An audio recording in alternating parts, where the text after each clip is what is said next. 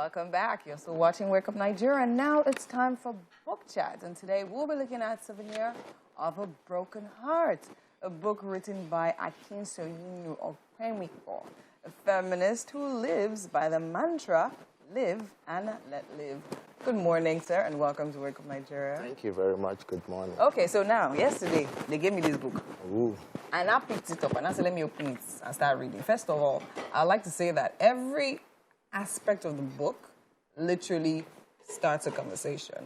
Now, let's start with the topic, which I think is very, very catchy. So now, tell me about this topic. Souvenir of a Broken Heart.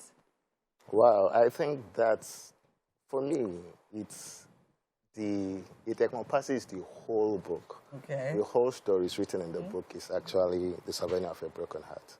Now, it goes beyond emotional because everybody that picks up thinks, oh, it has to do with the heart. Yes, everything has to do with the heart. Yeah. Even when your money is broken, missing, it has to do with the heart. Everything is tied to the emotions.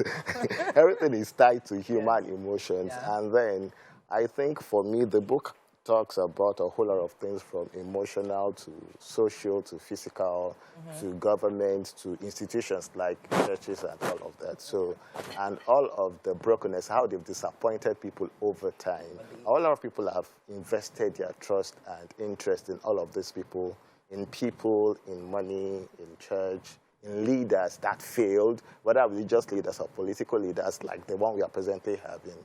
And they realize that at the end of the day, it brings them nothing but brokenness. So when I looked at the whole thing, and then one of the poems actually is Souvenir of a Broken Heart by title.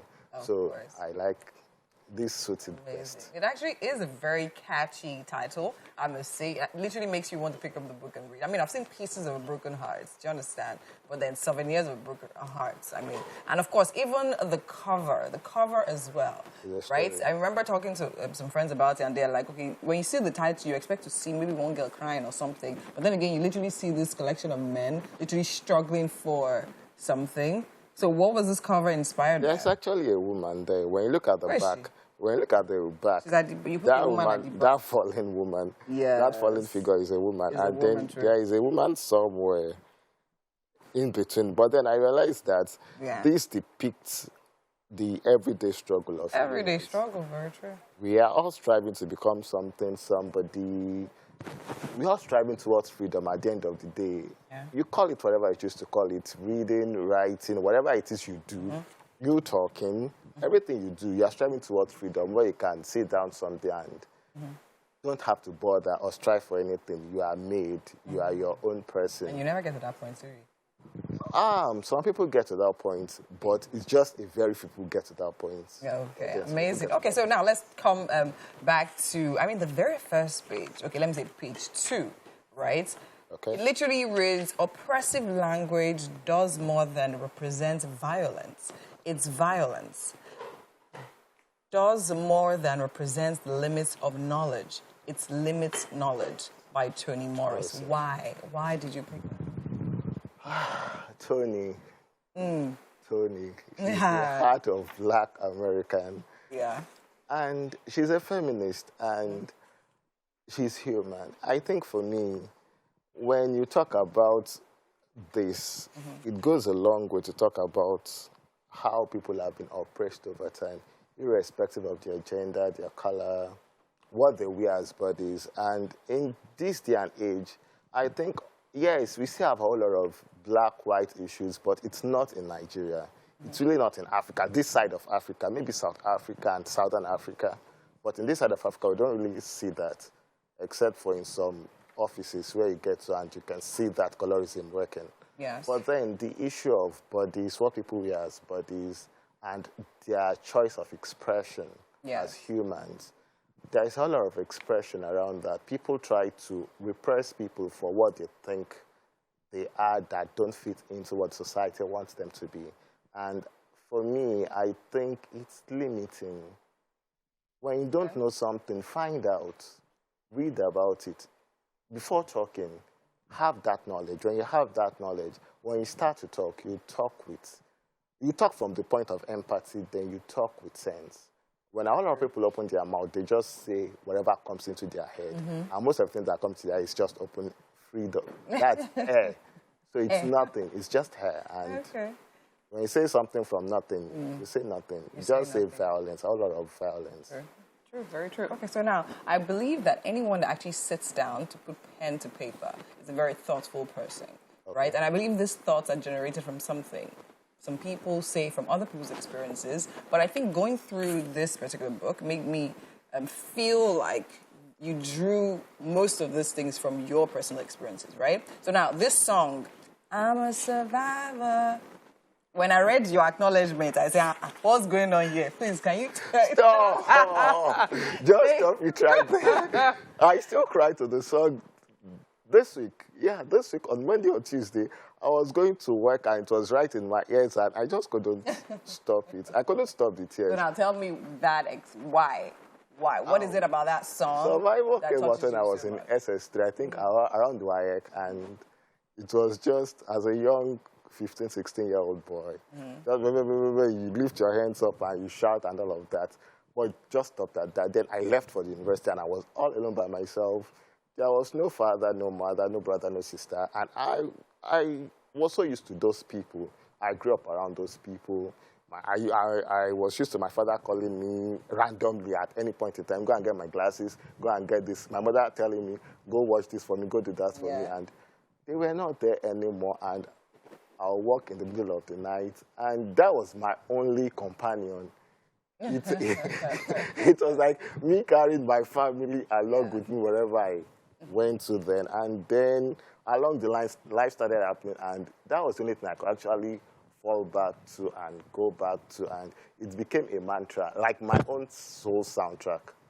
So, and anytime I hear that song, it takes me to places, good places and bad places. And bad places, wow. Okay, amazing. And of course, it was obvious that all that passion was literally pulled and channeled into this project that we have here now. So now something caught my eye on one of the chapters, which is Where Are My Handcuffs? Now, can you tell me about this particular chapter?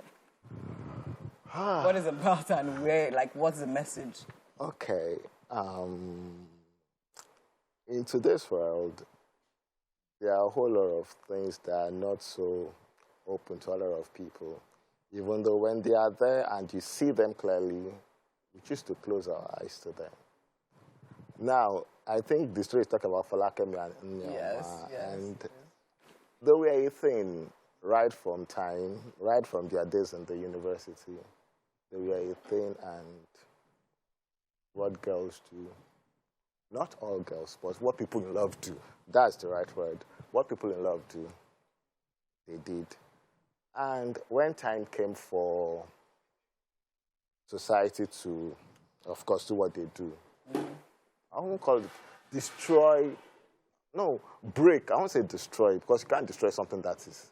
But then break. You can break something that is. When it was time for society to break them apart and set them, quote and unquote, by societal standard, right? From the story, the mother of the Yoruba girl, Falakemi, came with, okay, it's time to get married. You've done this, you've done that. You've achieved a particular, you've achieved some things in your life. I think the next thing for you to do is get married and be your own woman instead of being a single woman. I don't know. And then there's a whole lot of stigma around being a single person, than being a single woman and all of that. And most mothers don't take it into consideration that you are not a continuation of your daughter. You are your own person, and your daughter is her own person.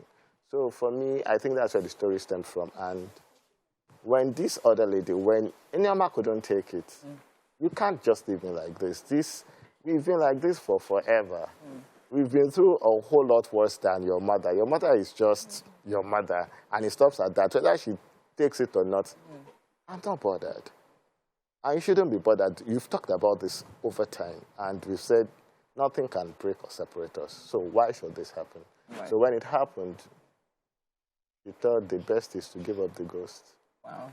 And that's it. Wow. I think for me it's interesting because the collection literally just still goes on to talk about how, as you said earlier, we should think about things before we do, right? Yep. Putting thoughtfulness into everything. So every story around this and every poem around this literally bring us back to that part, right? Not being stereotyped and not putting ourselves in a box, yes, right? exactly. Of what society generally Expects. accepts and expects. Thank you so much. You're welcome. I mean, it's been a pleasure talking with you, and I you wish you very all the much. best. Thank you very This much. one, but we have to go because we don't have so much time. No problem. Thank you so much for coming. Right about now, we have MM still standing by in the kitchen. MM, what's happening there?